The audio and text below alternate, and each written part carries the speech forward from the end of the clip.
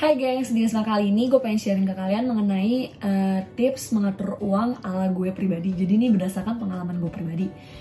Sebelumnya video ini tuh sedikit berbeda dari video-video sebelumnya karena kan kalau biasanya tuh kan gue cuma update portofolio setiap bulannya atau bahas investasi-investasi yang gue coba atau yang lagi gue jalanin kayak gitu kan. Tapi sekarang gue ngerasa mengatur uang itu juga penting banget, bahkan bisa dibilang sebagai dasar.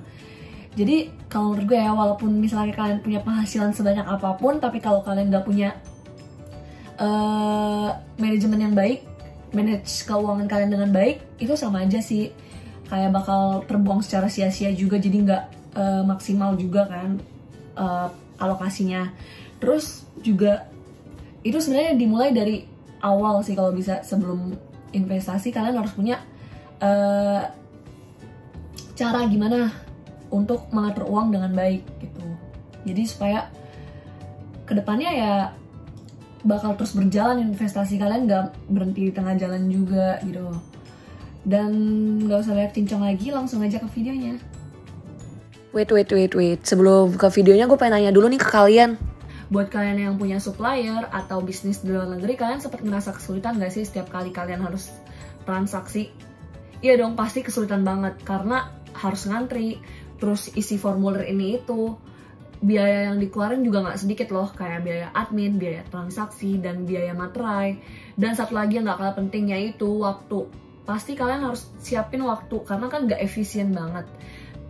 Tenang dulu, tapi kalian gak usah khawatir karena gue udah punya solusi nih buat kalian, yaitu Transfast Business.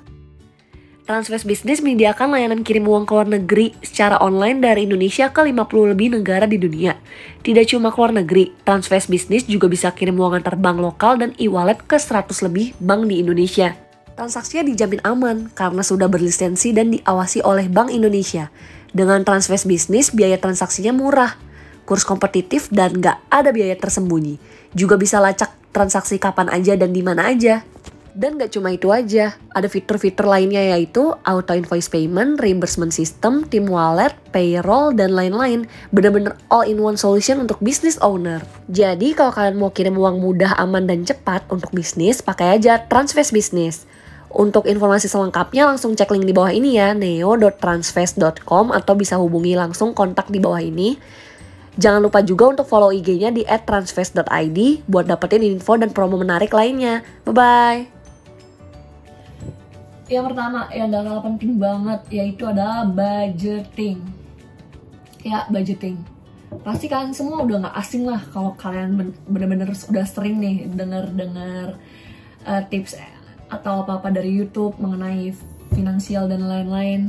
Kenapa budgeting? Karena kalau menurut gue itu budgeting itu sebagai pedoman atau patokan lah, ibaratnya pedoman, patokan. Jadi misalnya nih, kalian dapat terima gaji nih di awal bulan. Kalian harus alokasiin dulu, kalian harus budgetin dulu uang yang kalian terima supaya nggak kebablasan.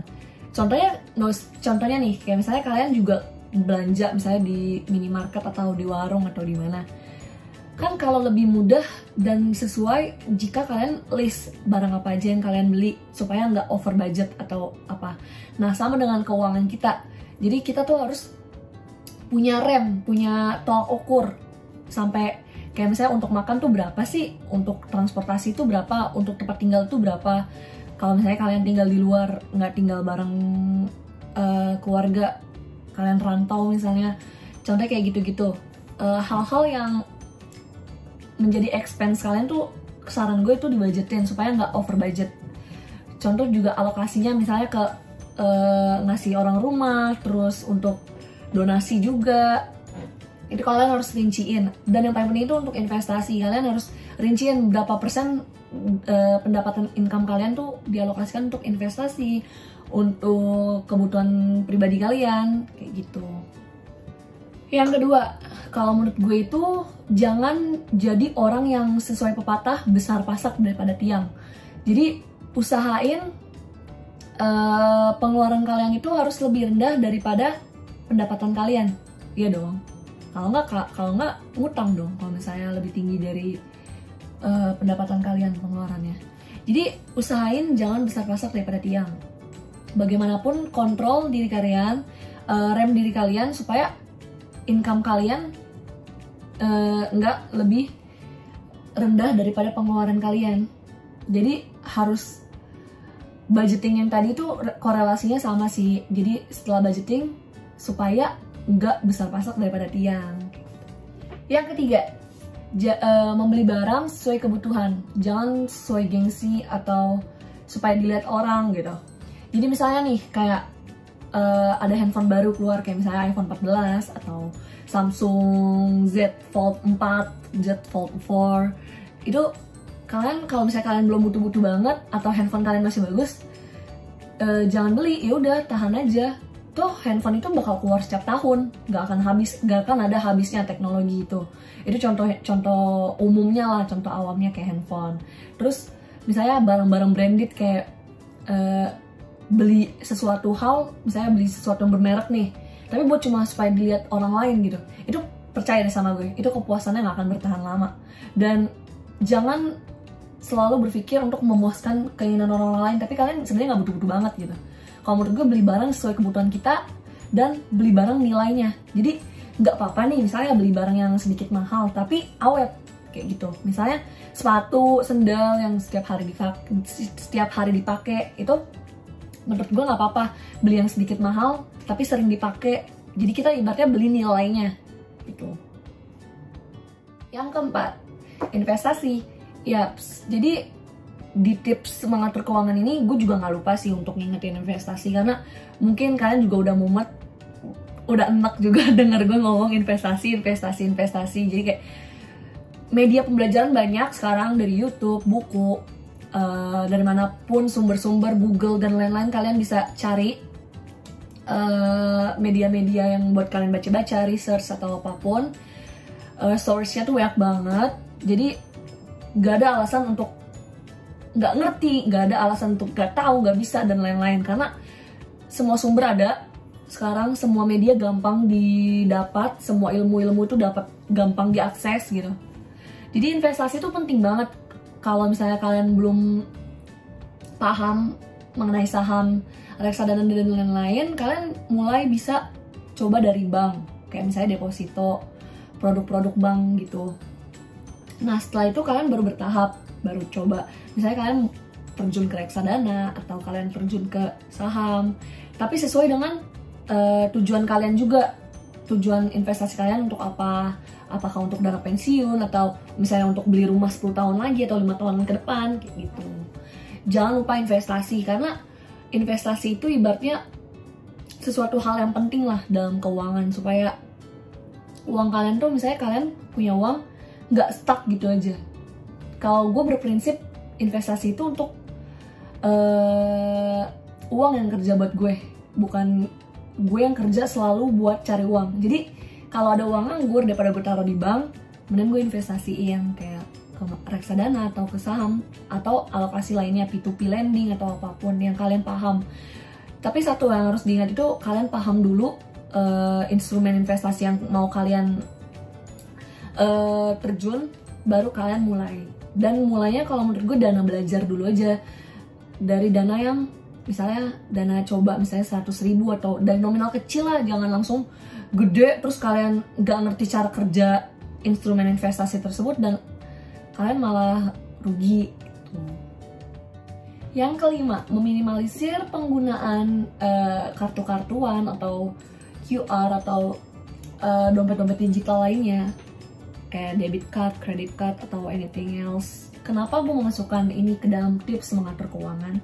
Berdasarkan pengalaman pribadi gue, kalau misalnya melakukan pembayaran nih, mau habis makan, atau mau beli barang, belanja baju di satu tempat gitu misalnya, terus bayarnya pakai dompet virtual, atau debit card, atau credit card, pakai kartu-kartu, itu lebih gampang untuk mengeluarkan uang gitu, untuk lebih gampang untuk ya udah bayar gesek scan gitu. Itu lebih gampang sih, karena kita nggak memegang uangnya secara fisik. Jujur kalau misalnya megang uang secara fisik itu lebih berat untuk ngeluarin selembar aja tuh. Kalau menurut gue ada perasaan beratnya gitu deh. Apa kalian juga gitu gak sih? Apa cuma gue aja? Tapi itu dari pengalaman pribadi gue ya. Jadi tapi emang belakangan ini dimana-mana sih sekarang udah pada ini ya, cashless ya. Cuma sebisa mungkin gue mau belajar untuk mengurangi, meminimalisir penggunaan debit card, credit card, dan pembayaran virtual lainnya.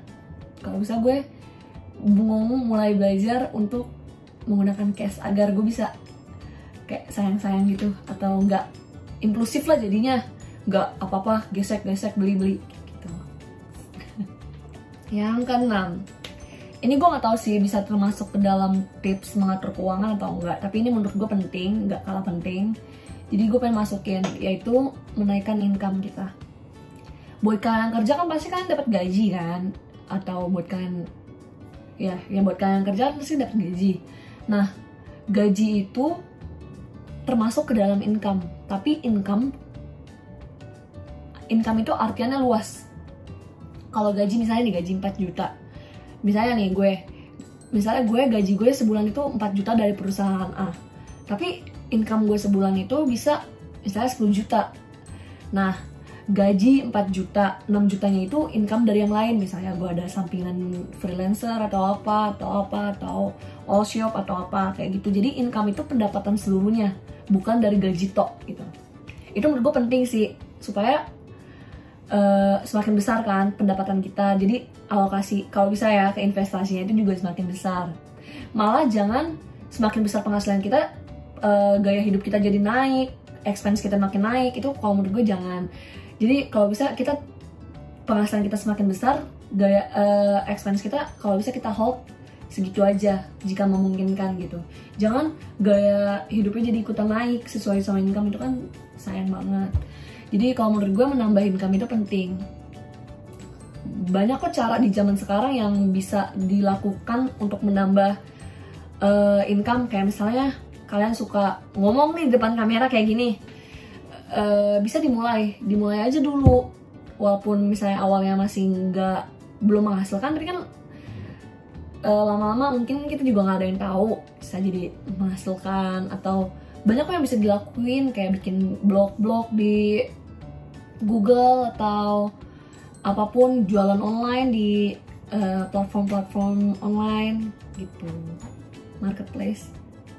Dan yang ketujuh, jangan lupa untuk menyisihkan nih pendapatan kita yang kita terima setiap bulannya untuk berdonasi. Karena jujur ya, berdasarkan pengalaman gue pribadi, kalau misalnya nih kita bisa beli, contoh ya, ini pengalaman gue pribadi, misalnya kita beli barang, misalnya iPhone 14 terbaru, seneng nih dapat iPhone 14 ini, seneng nih. Paling kalau menurut gue ya, kesenangan yang kita dapat di saat kita beli barang iPhone 14 ini paling lama 3 hari. Seminggu pertama udah bosen atau apa. Tapi beda perasaan yang kita dapat kalau misalnya kita membantu orang, kita berdonasi, kita membantu orang yang sedang tertimpa musibah, misalnya tertimpa masalah, atau kayak gempa yang kemarin yang terjadi sama keluarga kita yang di Cianjur atau dimanapun gitu, misalnya yang lagi kena musibah. Itu perasaan yang kita dapat, happiness yang kita dapat tuh beda banget, jujur. Karena kayak gimana ya, itu kayak batiniah gitu gak sih? Kayak perasaannya tuh damai, sukacita. Itu beda banget jika kita kayak misalnya dapat handphone baru, itu beda banget sih. Jadi jangan lupa untuk menyisihkan atau mengalokasikan juga uang kita untuk membantu keluarga-keluarga kita. Jadi kalau gue berprinsip sih 100% penghasilan misalnya, itu nggak 100% buat kita kok, ada kok bagian buat mereka gitu. Jadi jangan lupa untuk menyisihkan untuk membantu orang yang membutuhkan, keluarga-keluarga kita di luar sana yang membutuhkan gitu. Jadi sekian dulu tips dari gue kali ini. Sebenarnya ini mungkin kalian udah sering denger sih di mana-mana atau udah basi lah bagi kalian, tapi gue pengen nyampein ini karena menurut gue ini penting sih untuk gue jujur pribadi, ini penting, dan semoga kalian yang mendengar ini bisa dapat poin apa yang gue sampaikan Dan kalau kurang lebihnya mohon maaf. Kalau misalnya ada yang salah-salah kata juga mohon maaf. Terus kalau misalnya ada request video apa atau apa bisa komen di